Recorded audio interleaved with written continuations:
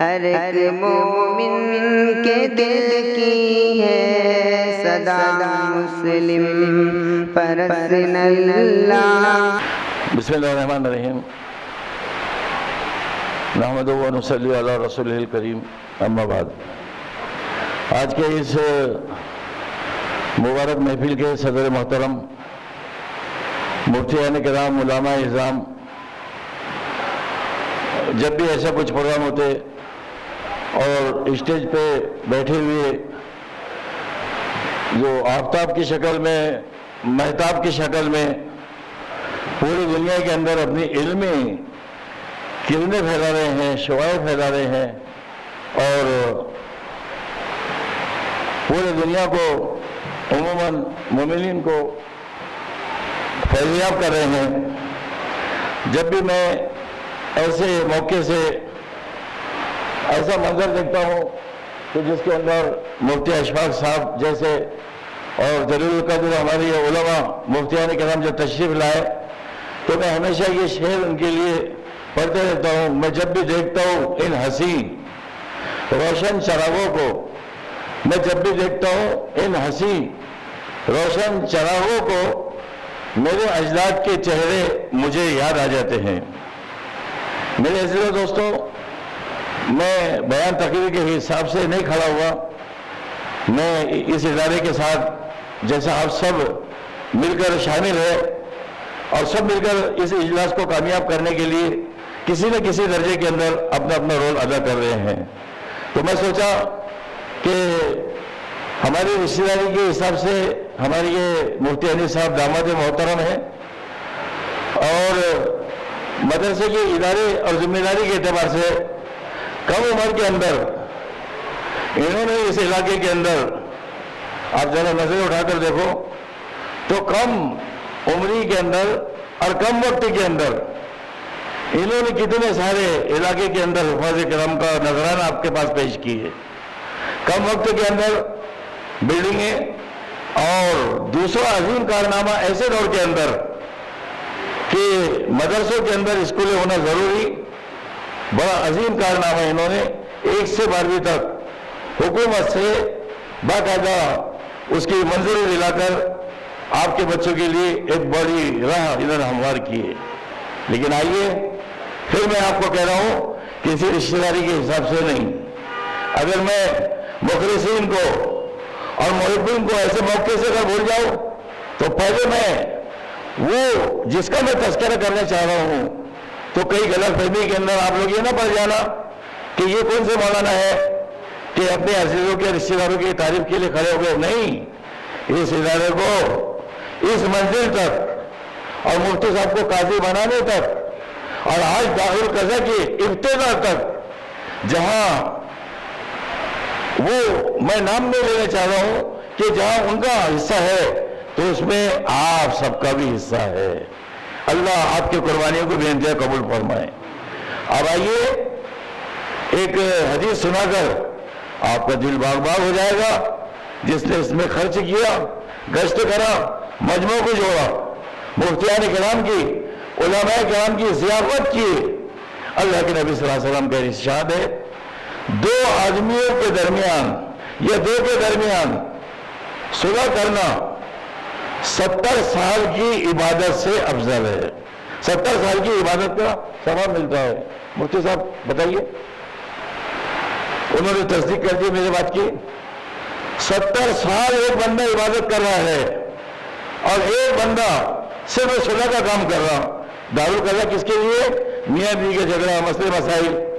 اب آپ بتائیے کتنے مسائل ہیں ہمارے علاقوں کے اندر اور مفتی صاحب وہ مسئلے کو حل کریں گے اور صلح کریں گے تو یہ سب اس کے پارٹنر ہے، جتنے لوگ اس کے اندر قربانیاں دے رہے ہیں۔ تو آئیے آپ کے قربانیوں کے ساتھ ساتھ میں اس دور اندیش شخص کی طرف بھی آپ کی رہبری کر دوں کہ ہم لوگ مفتی صاحب کے رشتے کے لیے گئے، مشورے ہوئے تو میں نے ہمارے چھوٹے بھائی، جو بھائی ضرور ہے لیکن اتنے نزدیک نہیں، 4تھا نمبر ہے، بہت دور ہے۔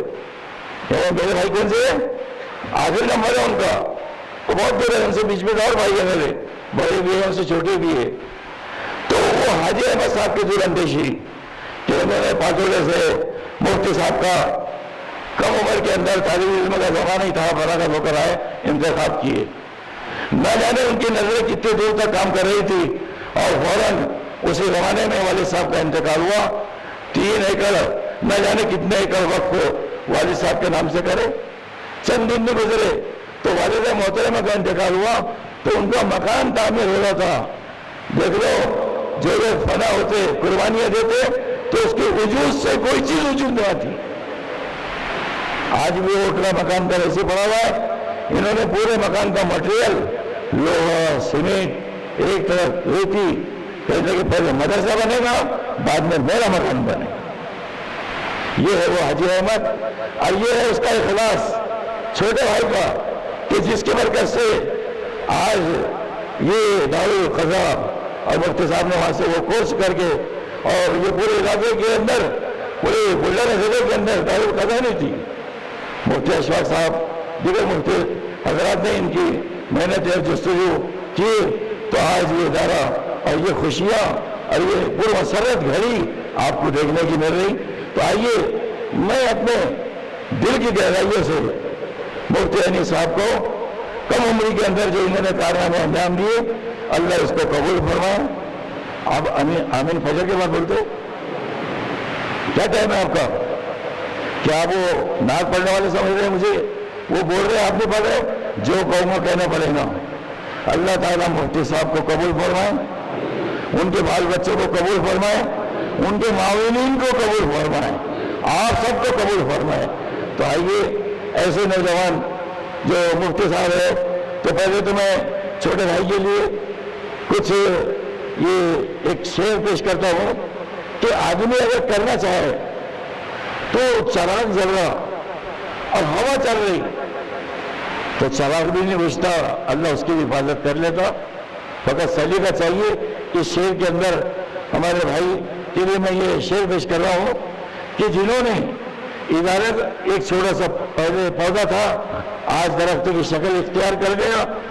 تو شاعر کہتا ہے سلیقہ شرط ہے دنیا میں کچھ مشکل نہیں, سلیقہ شرط ہے دنیا میں کچھ مشکل نہیں, ہوا کے رخ پہ جلاؤ چراغ, ہوا کے رخ پر جلاؤ چراغ, جلتا ہوا انشاءاللہ ہوا اس کو نہیں بجھائے گی. یہ اسی کے ساتھ ہمارے مفتی عینی صاحب جن کو میں نے ان کی یہ اتنے کم وقت کے اندر جو انہوں نے کارنامہ انجام دیے تو میں سمجھتا ہوں کہ ایسے نوجوانوں کے لیے اور جوانوں تم بھی کچھ کر لو.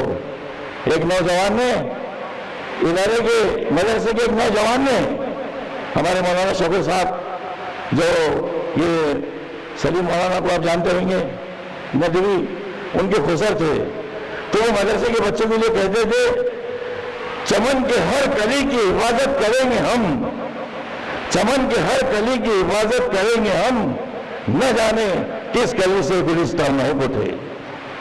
یہ وہ کلی ہے جو پھول بن کر بلڈانا ضلع کے اندر آ کر بلڈانا ضلع کے ساتھ آکولہ ضلع کے اندر گھس کر لوہارے کے اندر اپنے ادارے کو قائم کر کر انہوں نے پورے ادارے کو معطر کر دی. تو علامہ اقبال نے ایسے موقع سے جو نوجوانوں کے لیے شعر کہے وہ کابیرو جب بیدار ہوتی ہے جوانوں میں, وہ کابیرو جب بیدار ہوتی ہے جوانوں میں, نظر آتی ہے ان کو اپنی منزل آسمانوں میں. تو آئیے میں مفتی صاحب کے لیے کرسی بڑھایا تھا, بغیر یہ کرسی سے کام چل جائے گا.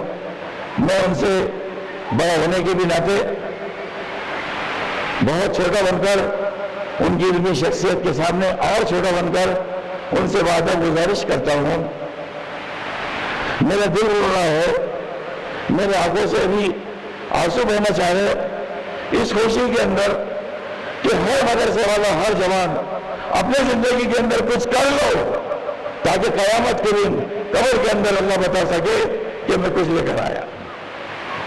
ورنہ کیا ہوگا معلوم ہے؟ فرشتے کو کیا کام سونپا ہے اللہ نے قبرستان کا؟ عجب کام سونپا ہے دست ازل نے، عجب کام سونپا ہے دست ازل نے، ویرانے سے یعنی چمن سے اٹھانا اور ویرانے میں جا کے قبرستان میں رکھ دینا۔ کب ہم چلے جائیں گے؟ تو مفتی انیس صاحب سے گزارش کرتا کہ وہ یہاں تشریف لائے۔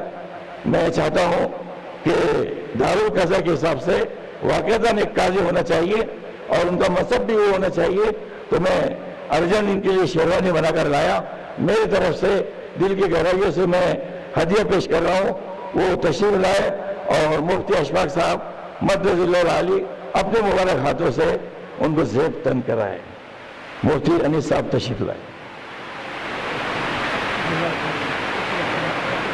ماشاءاللہ دعا فرمائیں حضرت مولانا سید سلیم احمد صاحب کے لیے کہ حضرت نے انوکھے انداز میں حاجی سید احمد صاحب، اسی طریقے سے مفتی محمد انیس الدین صاحب کے لیے استقبالیہ کلمات اشعار کے انداز میں پیش کیے۔ جی، اس کے بعد گزارش کرتا ہوں جو ہمارے خاندان کے اندر مخلص، خاموش، راتوں میں رونے والا، جس کے ایک آنسو سے نہ دنیا کے اندر کیا انقلاب آ جائے، اور جس کو اللہ محبوب کرتا ہے تو اس کے جوان بچے کو اپنے پاس بلا لیتا ہے، جس کو اللہ محبوب کرتا ہے تو اس کو قربانیوں کے اوپر بھی چڑھاتا ہے۔ میری مراد ہے ہمارے مفتی انیس صاحب کے خسر چھوٹے خسر محترم سے کہ وہ تشریف لائے، حاجی سید مبین صاحب اور گلدستے سے ہمارے مفتی انیس صاحب کا استقبال کریں۔